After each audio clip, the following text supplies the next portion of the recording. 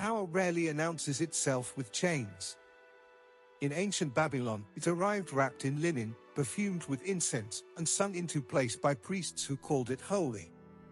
Imagine a city that believed its survival depended on a marriage that was never meant to last.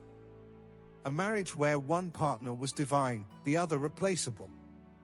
Where the bed was sacred, the payment symbolic, and the consequences permanent. Every year, Babylon gathered to watch the same promise repeated. The land would be fertile, the rivers would rise, the city would endure, if the ritual was completed correctly. History remembers this as devotion. The tablets remember it as administration. Behind the hymns and processions was a system that converted belief into obedience and obedience into control. A system where women's bodies became the hinge between heaven and earth, not because the goddess demanded it, but because the city did. Ritual marriage was not romance, and it was not myth. It was infrastructure. It stabilized authority, justified hierarchy, and trained an entire population to accept that power could enter a room, take what it needed, and leave blessed. This story is not about scandal. It's about design. How a ritual could turn intimacy into policy. How holiness could erase consent without ever naming force. And how a city learned to sustain power not through violence, but through repetition so old it stopped looking like choice. To understand Babylon, you don't start with kings or gods. You start with a woman standing barefoot on a tiled floor, holding a rope crown, while men decide the future of a city through her silence. This is the story of how ritual marriage sustained power in ancient Babylon, and why its echoes never fully disappeared. Stay with us till the end for valuable insights. Like, subscribe, and share to support the channel. Babylon did not rule by accident. It ruled because it understood something older than armies and stronger than walls. Belief could be organized. Faith could be scheduled. And power, if dressed carefully enough, could be mistaken for destiny. To outsiders, Babylon appeared favored. Its canals fed fields that refused to fail. Its markets hummed with goods from lands most people would never see. Its kings spoke with the confidence of men who believed the gods had already agreed with them. But prosperity, in Babylon, was never assumed. It had to be renewed, secured, reaffirmed through ritual. At the center of this renewal stood the goddess Ishtar. She was not gentle. She was not distant. Ishtar ruled over love, fertility, war, and sovereignty, a dangerous combination. She promised abundance, but she also demanded acknowledgement. Babylon did not worship her quietly. It staged her presence. It performed her favor into existence. This is where ritual marriage enters the story. Once a year, during the New Year festival, Babylon reenacted the union between divine power and earthly rule. Officially, this was described as sacred harmony, the goddess joining with a chosen representative to ensure the land's fertility and the city's stability. Hymns described gardens blooming and rivers swelling. Public ceremonies spoke of balance between heaven and earth. But ritual marriage was not a metaphor. It was a mechanism. The king's authority was not considered complete until it was ritually confirmed.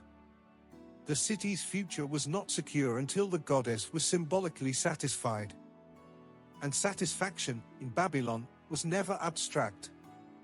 It required a body, a space, a procedure.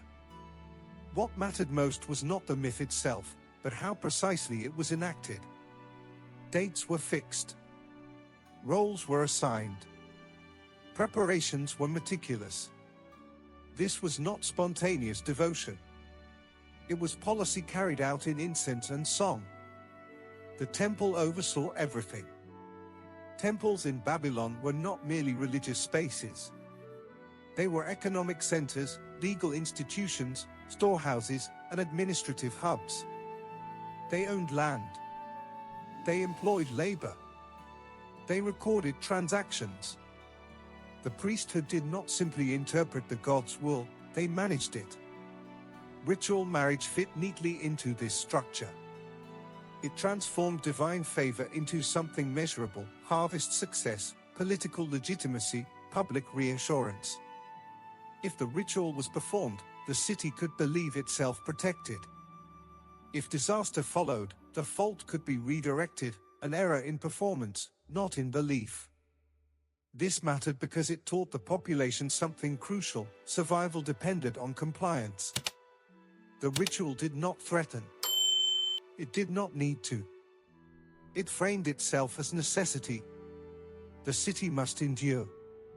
The gods must be honored. The system must continue.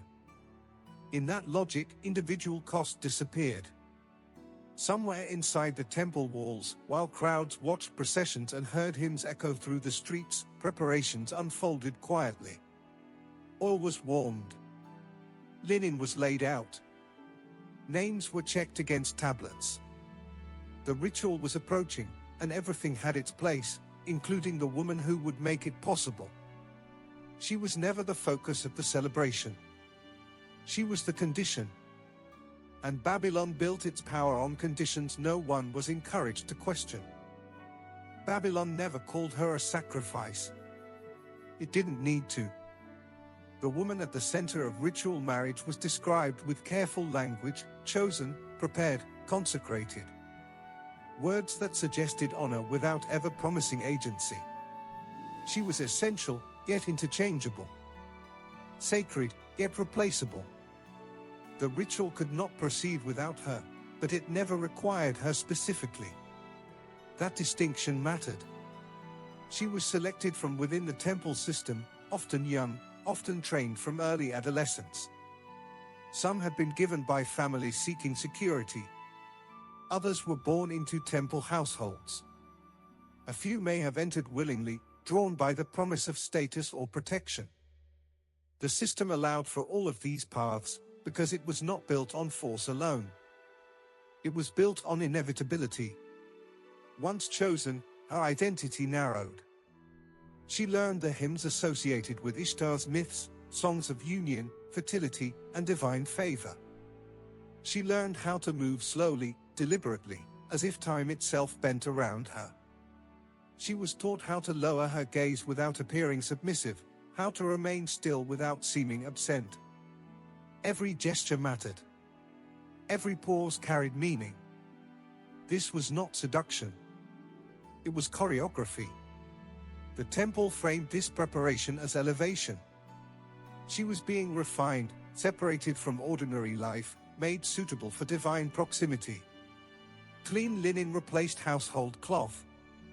Scented oils replaced the smell of kitchens and streets. Her days became structured, predictable, regulated by bells and instruction. From the outside, this looked like privilege. From the inside, it felt like compression. Her body no longer belonged to a family, but it also did not belong to her. It belonged to the ritual calendar, to the priests who tracked dates, to the scribes who recorded readiness, to the city that required her presence to feel secure. No one asked whether she believed in the goddess. Belief was assumed. More importantly, belief was unnecessary. The ritual did not depend on her faith. It depended on her availability. This is where power revealed its precision. The king, or his representative, was publicly central to the ceremony, but privately secondary. He arrived when summoned. He followed instruction.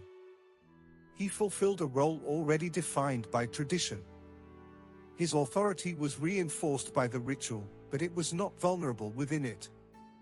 The woman's position was different. She absorbed the risk.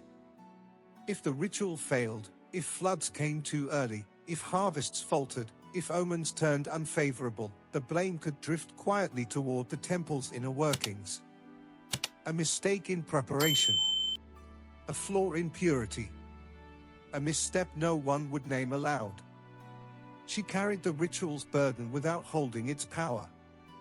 And yet, she was never described as a victim. Babylon had no use for that category here. Victim had implied injustice, and injustice implied the possibility of refusal. The ritual required neither. It existed within a framework where necessity erased alternatives. By the time the festival approached, the woman understood something the hymns never said: this ritual was not about her union with the divine. It was about ensuring that authority appeared uninterrupted. That power seemed endorsed. That the city could look at its future and believe it had already been negotiated. She was not the bride of a goddess. She was the proof that the system still worked. Ritual marriage did not survive in Babylon because it inspired awe. It survived because it was managed. Everything about the ceremony reflected a mindset that treated intimacy as a logistical problem. Time was scheduled. Space was controlled. Bodies were positioned according to precedent. Nothing was left to impulse, because impulse could not be recorded, and Babylon trusted records more than emotion. Clay tablets tell this story more clearly than myths ever could. They list supplies distributed for festivals. All allocations. Linen counts. Payments made to temple personnel. Names marked present, prepared, fulfilled. The language is neutral, almost bored. There is no trace of reverence in the accounting, only confirmation that procedures were followed. This is where the ritual's true function becomes visible. By turning intimacy into something repeatable, Babylon stripped it of unpredictability. The act itself became less important than its completion. What mattered was not what was felt, but what could be certified afterward. The ritual occurred, therefore order continues. The temple operated like an institution that understood scale. One ritual did not sustain power. Thousands of repetitions did. Within the temple, women associated with sacred service moved through routines that blurred the line between worship and labor. They bathed, perfumed, dressed, waited. Men arrived, offered payment, departed. Portions were allocated. Records were updated. The system functioned smoothly because it had removed friction, moral, emotional, and temporal. No single moment was dramatic. That was the point. Drama draws attention.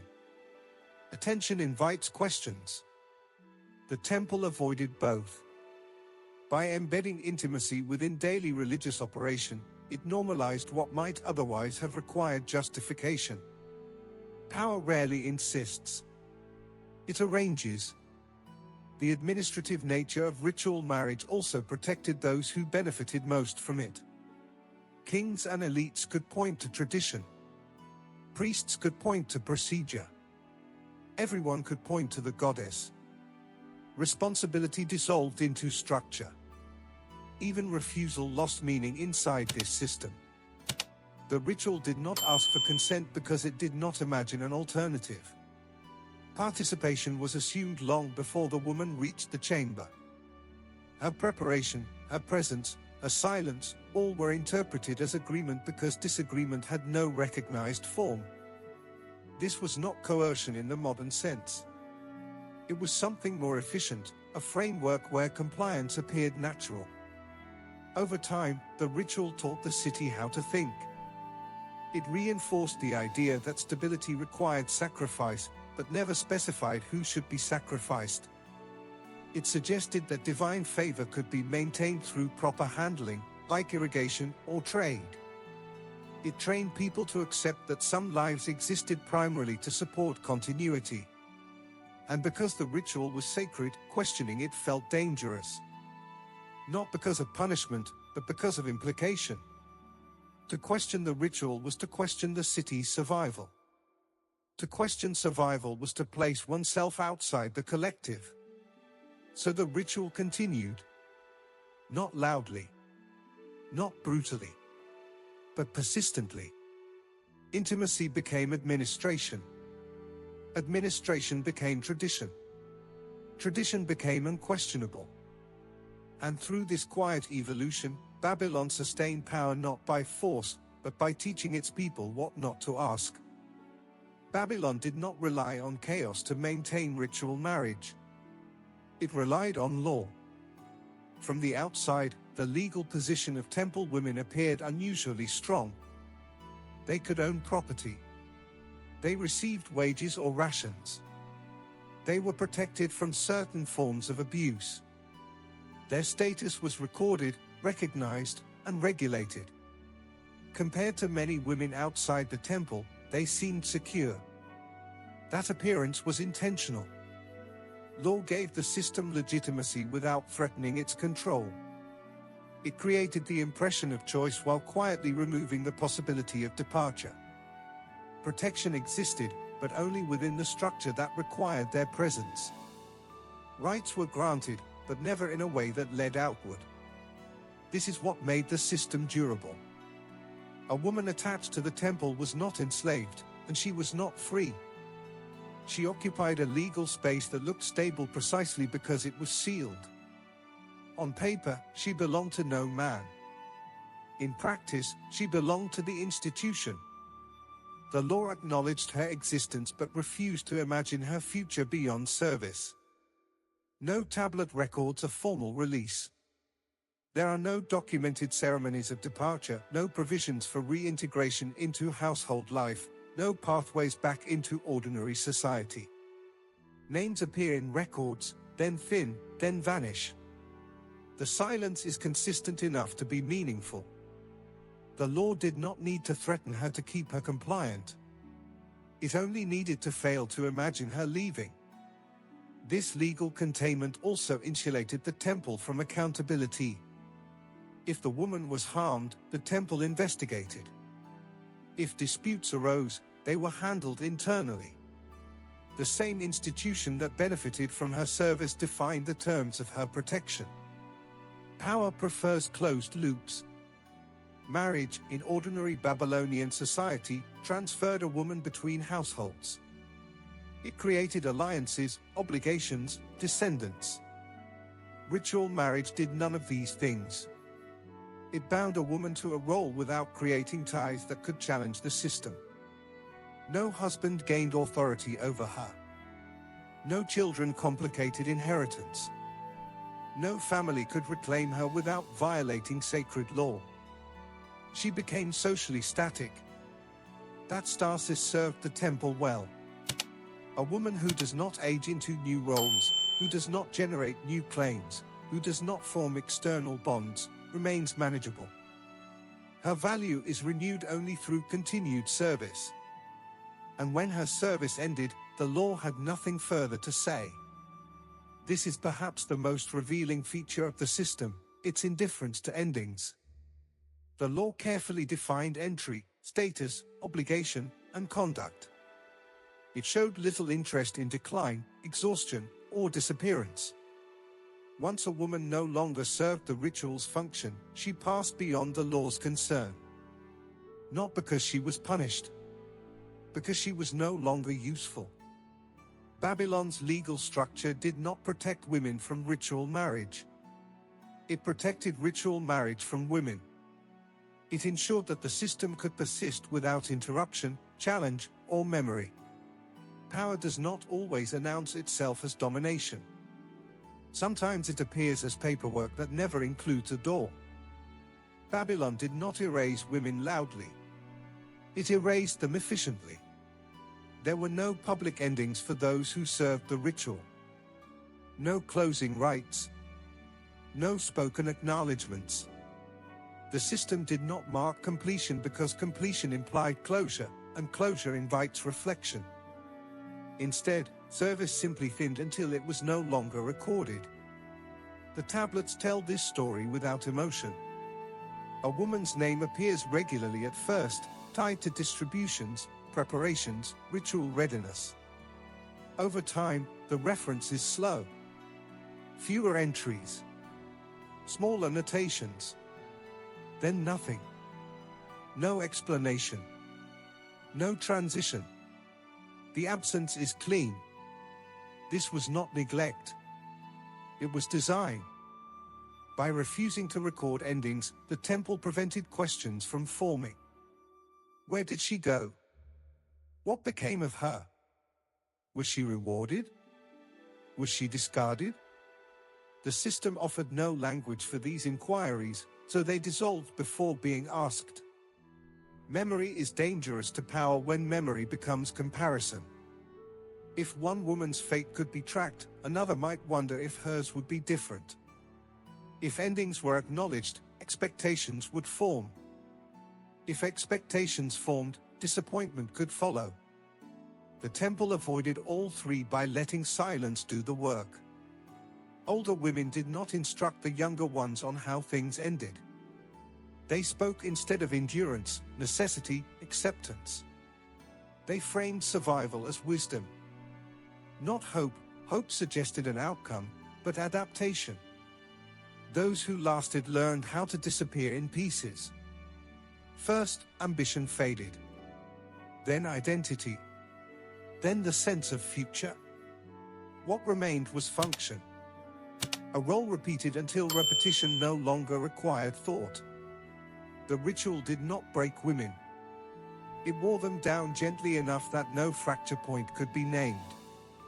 This is why resistance rarely appears in the record. Not because women agreed with the system, but because the system trained them to survive inside it rather than imagine life beyond it. When the only available stability exists within an institution, leaving feels less like escape and more like collapse. The city understood this. Outside the temple walls, life moved on. Children were born. Markets opened. Kings rose and fell. The ritual continued to anchor authority, year after year, without acknowledging the cost. Each woman absorbed a portion of that cost, and when she could no longer carry it, she slipped quietly out of relevance. This disappearance was not interpreted as tragedy. It was interpreted as fulfillment. Service completed. Obligation satisfied. The goddess appeased. But fulfillment without continuation is another word for consumption. The system did not need to remember women individually because it remembered their function collectively. One replaced another. The ritual did not change. The mechanism did not slow. The city remained reassured. Power remained intact because nothing about the process demanded mourning. In this way, Babylon perfected a method that many institutions would later imitate. It made people necessary, then made them forgettable. It offered meaning without permanence, inclusion without legacy. The woman who enabled the ritual was never meant to endure beyond it. Her disappearance was not a failure of the system. It was proof that it worked. Babylon did not fall because its rituals were cruel. It fell long after they had already succeeded. The city endured for centuries because it mastered a lesson that power continues to relearn. Authority does not need constant force if it can convince people that stability depends on sacrifice. Ritual marriage was never about devotion to a goddess. It was about teaching an entire society how to accept inequality as necessity. By embedding power inside ceremony, Babylon made domination feel ancient, inevitable, and correct. The ritual did not argue for authority. It demonstrated it. Every year, the city watched its future negotiated in sacred language, and every year, the outcome was the same: order preserved, hierarchy reaffirmed, questions deferred. The woman at the center of the ritual was not forgotten by accident. She was made forgettable by design. Her presence enabled belief. Her absence prevented reckoning. The system did not require her memory, only her compliance. This is the true legacy of ritual marriage. It trained people to accept that some bodies exist primarily to stabilize systems they will never control. That holiness can justify extraction. That legality can coexist with erasure. That silence can be framed as harmony. When later generations encountered these practices, they hesitated. Some called them metaphor. Others dismissed them as misunderstanding. Not because the evidence was unclear, but because the implications were uncomfortable. To accept the system as it functioned would mean admitting that civilization itself was built, in part, on invisible costs. And those costs were human. Babylon's temples are ruins now. The ziggurats have collapsed into dust. The chants are silent. But the structure of the ritual, its logic, survives. Wherever power presents itself as necessary, wherever institutions claim continuity requires personal sacrifice, wherever systems offer inclusion without exit, Babylon's lesson repeats. History often celebrates what endures. It catalogues kings, monuments, victories. It records grain and silver more carefully than fear or longing. But endurance alone is not virtue. A system can function flawlessly and still be morally hollow. Belief does not make a structure sacred. Longevity does not make it just. The women who sustained Babylon's power were never meant to be remembered. They were meant to be counted, used, and replaced. The fact that we can reconstruct their existence at all is an act of resistance against the silence that swallowed them. This story does not ask for outrage. It asks for recognition.